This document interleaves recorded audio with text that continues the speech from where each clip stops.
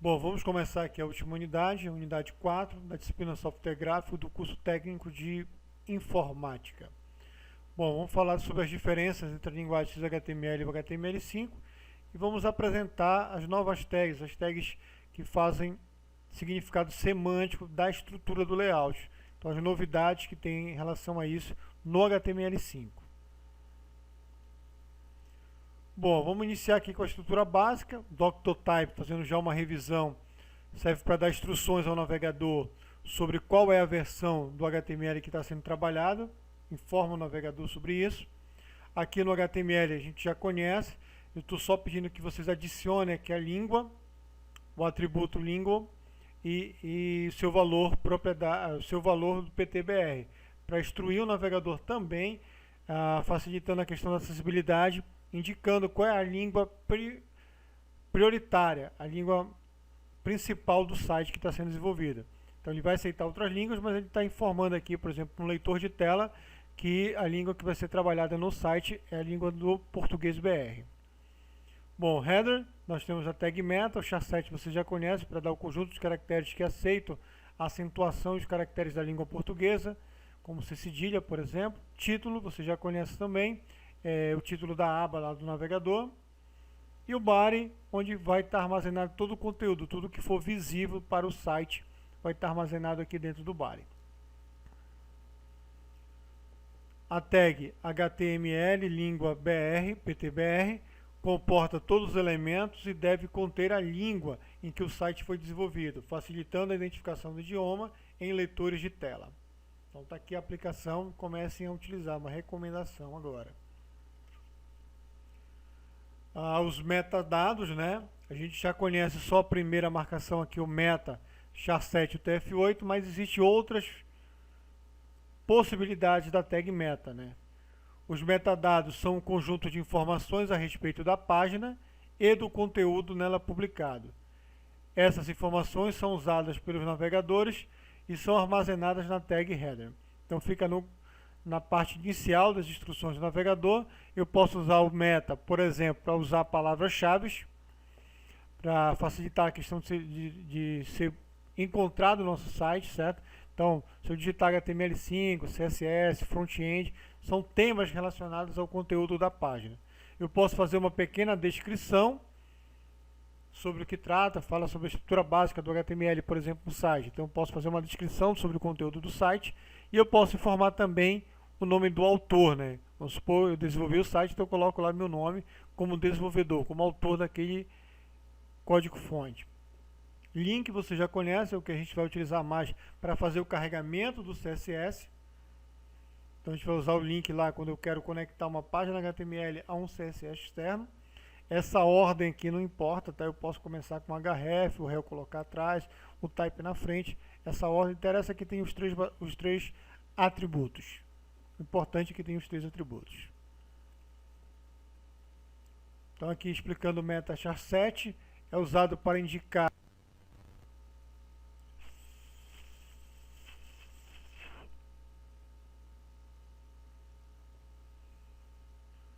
Bom, meta char7 é usado para indicar a codificação de caracteres da página. No exemplo abaixo, utilizamos a indicação de codificação de caracteres do TF8. Lembra que aqui o TF8 contempla a língua portuguesa. Então, qualquer tipo de acentuação do caractere da nossa língua vai ser representado da forma correta, utilizando essa marcação aqui, o TF8.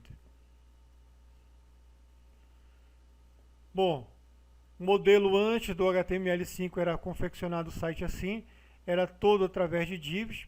Os divs eram os containers, os recipientes, únicos recipientes para fazer divisões no site, certo?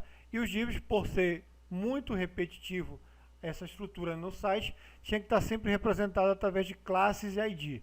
Nesse exemplo está tudo representado através de classe, mas também poderia estar representado por ID. Divisões básicas referentes aos tipos de conteúdo, que são colocadas em cada parte do layout, como cabeçalho, rodapé ou menu de navegação. Então a gente atribui ID e classe aos divs. Com a entrada do HTML5, foram criadas novas tags que a gente vai ver no próximo slide. certo? E essas tags foram originárias de acordo com a utilização de classes e ID que o próprio usuário construía. Foi feita uma pesquisa e levantou-se os principais nomes de classe ID utilizados pelos desenvolvedores, e a partir dessa pesquisa foram criadas novas tags do HTML5. Aqui, ó, essas são as novidades aqui que nós vamos trabalhar na nossa aula. Nas versões anteriores ao HTML5 não havia tag com um significado, uma semântica apropriada para cada uma das divisões. Assim, o desenvolvedor utilizava sempre a tag div para todas as situações, criando seus próprios padrões, ou seja, suas nomenclaturas para classes e IDs. Bom, as tags que vamos aprender aqui nessa unidade 4 referem-se ao cabeçalho, navegação, conteúdo periférico, seção, artigo e rodapé. Vamos trabalhar cada um desses para finalizar a unidade 4.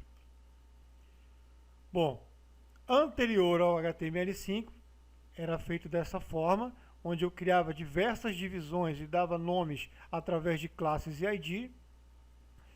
E a partir da versão HTML5, a gente vai utilizar novas tags. Por exemplo, a tag header, cabeçalho, tag nav. Simboliza a partir de agora a navegação, seções, artigos, header, rodapé da notícia, rodapé de uma seção, rodapé do site, a side seria um conteúdo periférico, certo? Vamos lá trabalhar cada uma delas. Bom, cabeçalho. O cabeçalho ele pode ser utilizado de duas formas. Ele pode ser para criar um cabeçalho geral, um cabeçalho do site, como ele pode criar também um cabeçalho de uma seção. Então ele pode ser utilizado nesses dois sentidos. Esse elemento é utilizado para definir o cabeçalho de uma página ou de uma seção. E pode conter um logotipo, títulos, menus de navegação, campo de busca. Aí eu estou dando um exemplo aqui, o header dentro do body, certo? Cuidado para não confundir o header com header. Aqui é o de instrução inicial e aqui é dentro do body, é dentro do conteúdo, ou seja, isso aqui é visível ao usuário. Então aqui o cabeçalho, escrito de forma diferente também, o cabeçalho tem uma imagem, títulos e um formulário de busca, por exemplo. A tag de navegação, a tag nav, todo menu que for construído a partir de agora na versão HTML5, esse menu tem que estar contido dentro de uma navegação. E normalmente a gente utiliza também um conjunto de listas, certo? O que a gente chama de lista não ordenada, dentro da tag de navegação. Esse elemento serve para agrupar uma lista de links, ou seja, uma lista de navegação local ou global. Você pode navegar entre páginas do mesmo site ou páginas de um site fora dele. Seria o global. Esse bloco de link pode estar em diferentes partes do layout, como no cabeçalho ou no rodapé. Então a navegação pode ser aplicada em qualquer lugar. Pode ser no menu lateral, pode estar no topo do site, pode estar na base do site. Posso utilizar a navegação, repetir a navegação em vários lugares. Section. Para entender section, vamos falar o tema geral. Vamos comparar o section com o artigo. Bom, uma forma simples de compreender a tag section e a tag article é trabalhando da seguinte forma. Vamos dar um exemplo num site de notícias grande, por exemplo. Normalmente um site de notícia, ele divide as temáticas por categorias, que no nosso caso aqui vai ser representado por seções. Ou seja, por exemplo, no meu site eu tenho várias notícias sobre a temática educação. Nesse site eu tenho várias notícias sobre política. Eu tenho várias notícias sobre saúde. Então, por exemplo, saúde é o tema, é uma seção do nosso site. E as notícias pontuais sobre saúde, eu tenho uma notícia sobre saúde, saúde pública, saúde privada. Então, cada notícia pontual a gente vai classificar como um artigo, e a seção total, a seção saúde, a seção educação, a gente vai marcar como sendo uma section. Ou seja, section é algo mais amplo, é um conjunto de artigos. Esse elemento serve para dividir o conteúdo em diferentes seções. Por exemplo, em um site de notícia, distribuímos os temas em seções: educação, política, saúde, esporte e etc. Cada tema ou categoria é uma seção do site. Aqui um exemplo, só para representar que o artigo ele fica contido dentro de uma seção. Ele pode estar contido dentro de uma seção. E aqui o nosso artigo identifica um conteúdo independente dentro de uma seção. Ou seja, dentro da seção política, eu tenho uma notícia falando sobre um político fulano de tal. Exemplo, em um site de notícia e dentro de um determinado tema ou categoria, inserimos as notícias no HTML5, podendo ser representadas através dos artigos. Então, as notícias propriamente ditas, elas são representadas no artigo e todo aquele conjunto de notícias ou aquele conjunto de artigos ficam dentro de uma seção.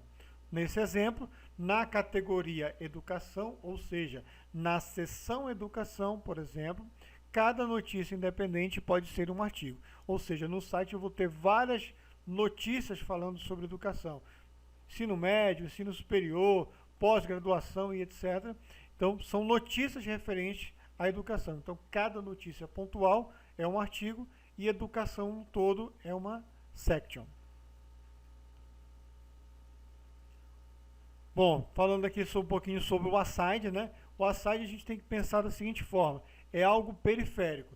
Eu tenho, por exemplo, dentro de uma seção, eu estou lendo uma notícia específica sobre educação, e lá no final da notícia de educação eu posso ter uma notícia falando sobre educação ou complementando aquela notícia que eu estou vendo, mas é um conteúdo periférico, faz referência ao conteúdo que eu estou lendo, mas não é o conteúdo principal. Da mesma forma, eu posso representar o aside. Por exemplo, eu tenho lá a minha divisão do meu conteúdo principal do site, é o conteúdo secundário, onde eu faço uma seção para o conteúdo principal e eu utilizo o aside como se fosse referência, fazendo referência ao conteúdo secundário, algo que fica contornando o conteúdo principal. Serve para mostrar o conteúdo que faz referência ao conteúdo principal, como informações, blocos de navegação ou até mesmo publicidade no nosso site. O elemento empregado neste exemplo, dentro de um elemento artigo. Então eu tenho aqui um artigo, perfeito. E dentro desse artigo, por exemplo, aqui eu tenho a minha notícia, e lá embaixo no aside eu coloco alguma coisa relacionada ao artigo que eu acabei de ler. Mas ele faz parte de um conteúdo periférico.